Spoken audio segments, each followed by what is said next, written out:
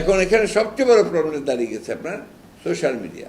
আপনাদের তো তবু কিছুটা এথিক্স আছে, কিছুটা জবাবদিহিতা আছে, সোশ্যাল মিডিয়াতে কোনো জবাবদিহিতা নাই।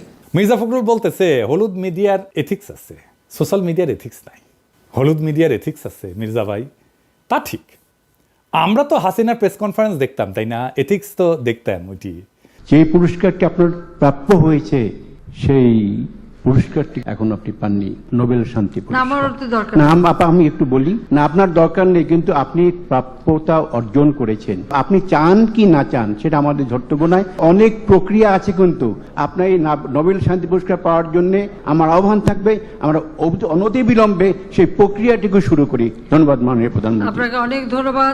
যারা 111 ঘটালো মিডিয়া থেকে, এথিক্স তো দেখছি, তাই না? ওইটি যারা ফ্যাসিবাদের বয়ান উৎপাদন করলো, এথিক্স তো দেখছি ওদের, তাই না? মিডিয়ার এথিক্স তো দেখলাম। যারা 21শে আগস্ট গ্রেনেড হামলার সময় এটা বিএনপির কাজ বলেছিল, এথিক্স তো দেখলাম। তারেক রহমানকে ডেমোনাইজ করে শয়তান হিসেবে প্রতিষ্ঠিত করার জন্য দিনের পর দিন প্রচারণা চালাইছে। খুব এথিক্স না? বিজেএফ এর পাঠানো টেক্সট ছেপে দিছে মিডিয়াগুলা, খুব এথিক্স না?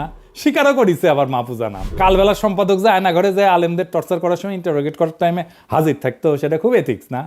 আপনার এথিক্সের টিকি বান্ধা তো চিন্ময় প্রভুপাদের সাথে জঙ্গি নাটক সাজাইতো প্রথম আলো ডেলি স্টার, খুব এথিক্স। পুরে আমার এথিক্স মারানি রে।